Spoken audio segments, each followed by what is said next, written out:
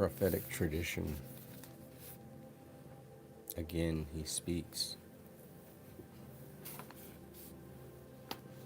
Say we make no distinctions between any of them.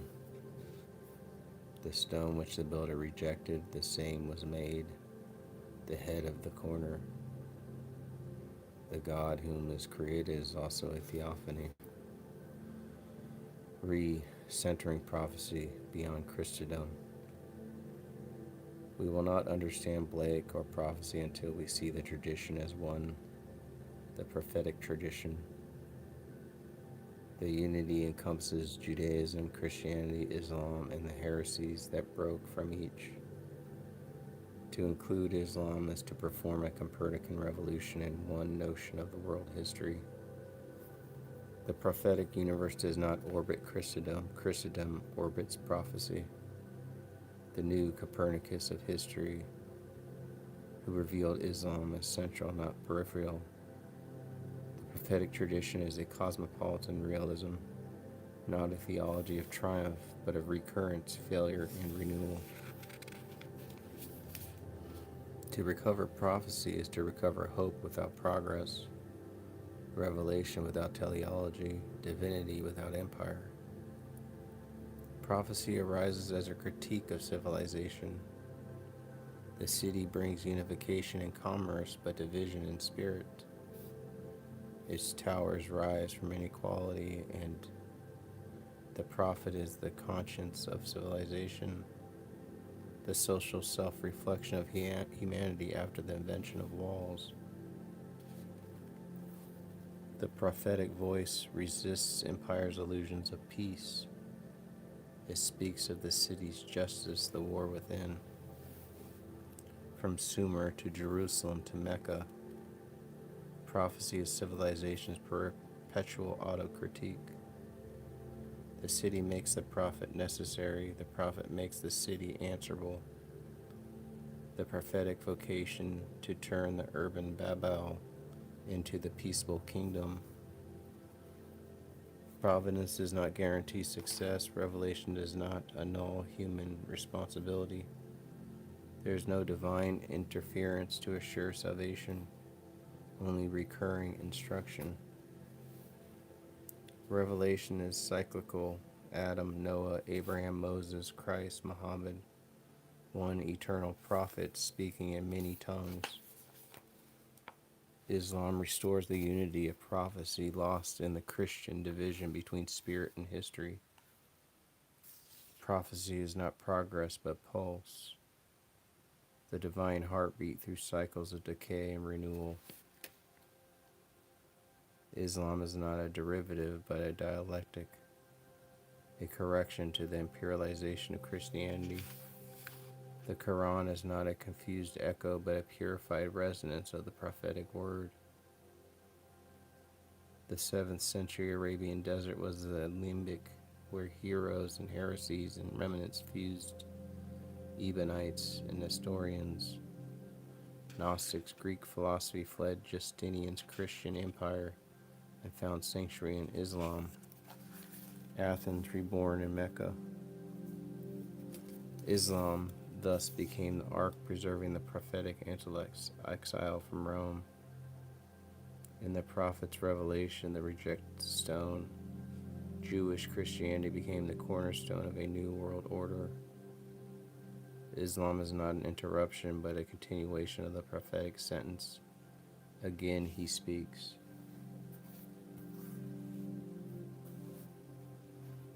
The prophetic spirit is one.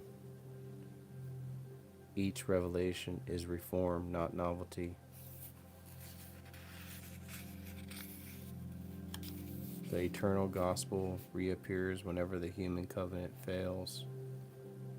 The true Christianity and true Judaism converge, reformation without end.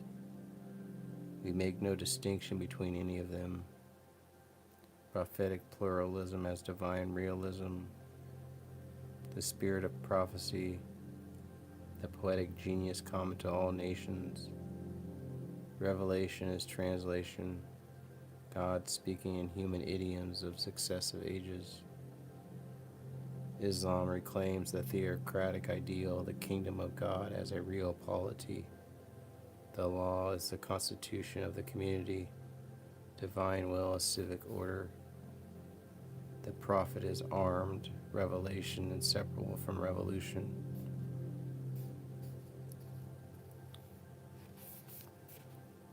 The first revolutionaries were prophets, not ideologues. Islam pioneers the fusion of spiritual revelation and political transformation. The revolution of saints precedes the French Revolution. The failure of Islam are prophetic tragedies, not refutations. Modern radicalism inherits without knowing the prophetic demand for justice on earth. Every revolution is a misremembered prophecy. Creation is not fabrication but revelation. The universe is God's imagination made visible, not ex nihilo. To say God created the world is to say God dreamed the world. Theophany is the act of divine self-reflection, the invisible appearing to itself. The world is not the shadow of divinity, but its mirror, refracted through time. Nature is the body of God, seeing. Every perception is a minor theophany, every vision a recreation of the cosmos. The imagination is not fantasy, but participation, the human share in the divine act. In man, the imagination is the sensorium of God. Active imagination is the organ by which the eternal perceives through the finite. When the prophet sees, it is God seeing himself through that human window. The mystic does not ascend to God, God descends into the visibility through the mystic's sight. The creative act is reciprocal. God imagines the human who imagines God. Between them the world is born and continually renewed. Vision is an act of love, one beholding itself in multiplicity. Every image is an embrace between divine interiors and created exteriors. Theophany is not knowledge but communion, not theology but marriage. The mirror of vision trembles with desire, God seeing God through the other. Thus every lover becomes a prophet, every kiss a brief apocalypse. The erotic body is the original temple of theophany. To perceive beauty is to rejoin the divine eros that holds the cosmos together. The invisible becomes visible only by concealment within form. Theophany requires limitation. The infinite must don a mask to be known. Every form is a sacred disguise, a self-forgetting of the infinite. The idol is false only when we forget it is a veil. The icon is true when it remembers its own transparency.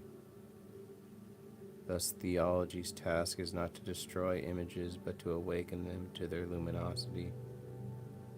Iconoclasm and idolatry are twin errors. One denies theophany, the other forgets it. Every revelation decays into literalism and must be reborn as vision. When the imagination dies, prophecy hardens into law. When it revives, law flowers into poetry. Each recorso of history is God remembering how to speak again. Prophecy is the eternal word rediscovering its own tongue. Revelation is recursive, the spiral return of meaning through new forms of speech. Thus the book is infinite.